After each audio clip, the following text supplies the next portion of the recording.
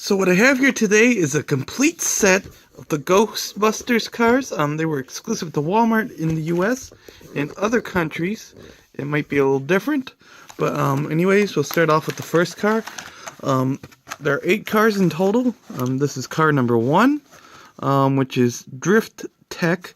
Now, all these cars aren't realistic. The only one that I have that's kind of realistic is the Ecto, because I think it's actually based on a Cadillac. Or it's like a retooled Cadillac. But these are based, I think, on the first and second movies with the art. Take a look at the art. And we'll take a look at the back. They're the same on each car. Yeah, you can see all 8 are on there. Let's see. And in some cases, a lot of people aren't finding all 8. They're only finding 7, and people are buying out the Ecto. And that car is nothing special anymore because you can get the retro one for $5. And who would want to pay an idiot scalper for this one when it's just about it's a lot easier just to get the $5 Ecto. Take a look at it. Let's see if the artwork's any different.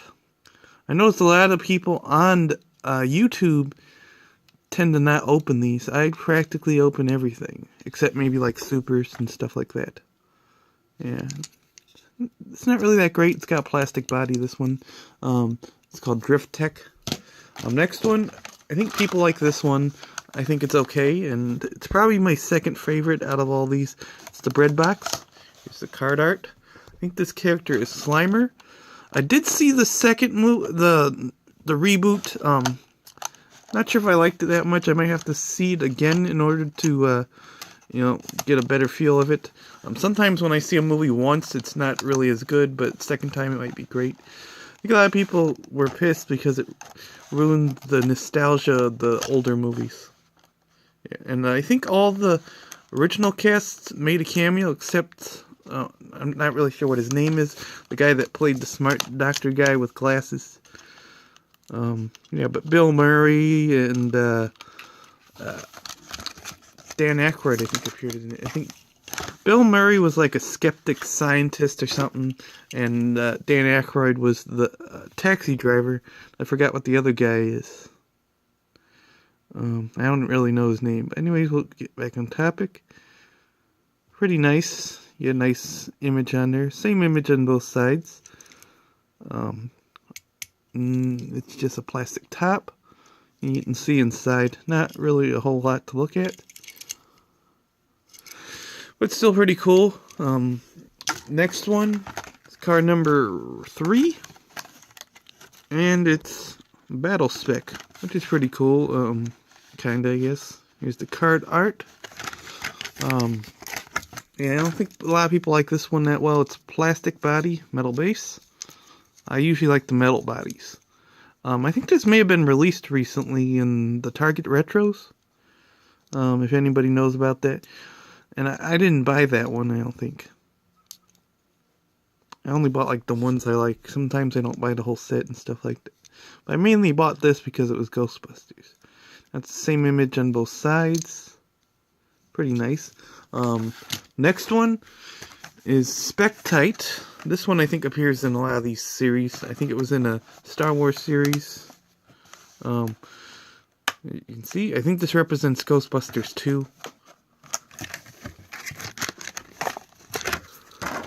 Not sure many people liked Ghostbusters 2 at all.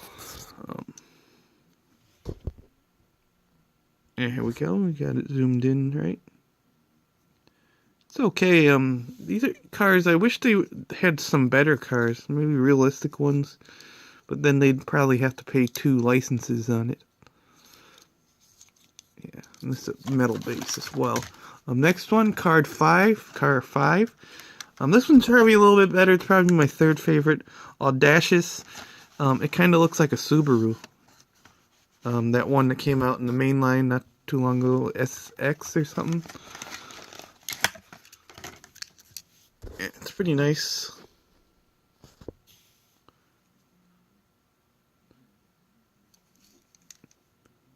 Yeah, same tamples on both sides, just placed a little differently. Nothing on top.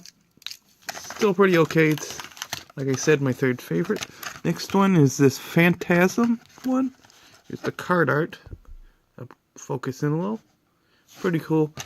I don't think a lot of stores had a lot of these. I went to like 2 stores, and I was only able to get a whole set at one of them.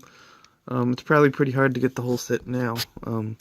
One store always seems to get crushed cars. I think someone says someone mashes them up on purpose. Because I went to Walmart today, and one of the cars was the Mystery Machine. The card art was all messed up, and I think a lot of scalpers go there, so I don't know if it was a scalper, or it could be an employee trying to combat them, or someone else trying to combat them.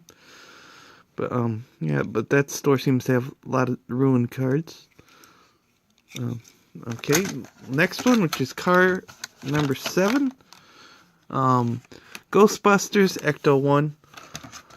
Here's the card art. Looks pretty cool. I think this might be the same card art they used on the retros. The entertainment line, or whatever you call it. I think the retro version actually had this removable part. Oh, and it's also removable on here. Yeah. We'll put it back on. But the retro one's going to have finer detail. And since I'm on this one, I do have the retro one down here. I bought the 2-pack in that. It's pretty nice. You know, for $1, you can't complain too much, because it's actually the Ghostbusters vehicle, and you can tell because it has the logo and stuff on there. Pretty nice. Okay, so the next one, this is the other Ecto. This one also has the removable top, but I won't remove it. I think the scale might be a little different. Maybe not. I'm not sure. About the same. This one's a little lighter. This one's all metal. A little more detail and some rubber on it. Or doesn't have rubber. They feel like slicks. There's some white walls. And there's a lot more detail as painting and stuff in there. This one you could probably just paint yourself.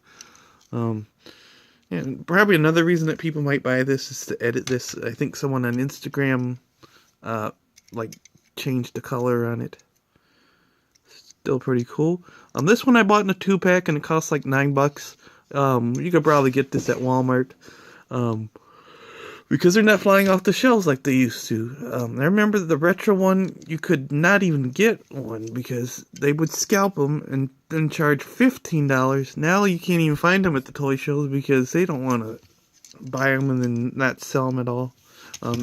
Here's the other one that came from the 2-pack. It's pretty much the same one. Little added stuff, some tampos, and maybe some material on it. Yeah, and I did a whole video on this, I believe. They're both pretty cool. There's some detail on the wheels as well on this one. And the last one from the Ghostbusters series is 8 of 8 and Power Rocket. Not anybody's really favorite casting. I think I only have one of these. It's nothing special.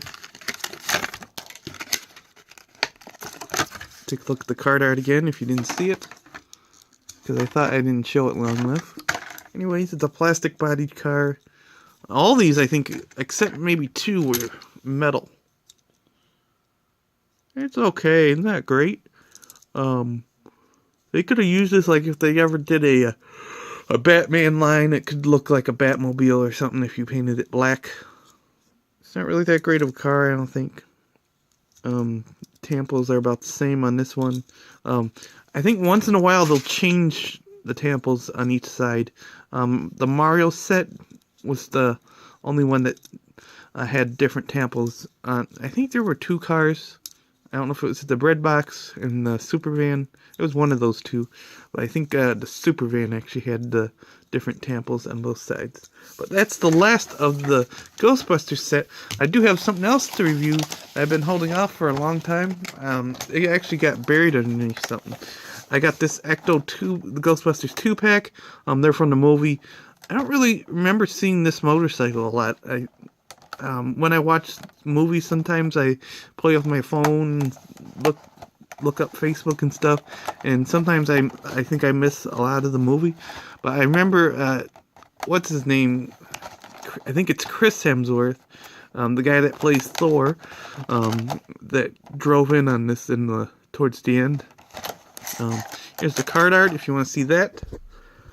But this is more of a modern day hearse, which the one woman, I can't remember her name. I don't really remember the names unless I've seen the movie like 20,000 times. But yeah, the one woman, I think it was her uncle that owned or ran a funeral home, and she borrowed the vehicle from him. Yeah, so this is realistic. Without this little roof rack, it looked like a real hearse. So it's got real riders, metal, or does it have real riders? It has treads. Yeah, it's all metal. It's pretty nice. Got some detail on there.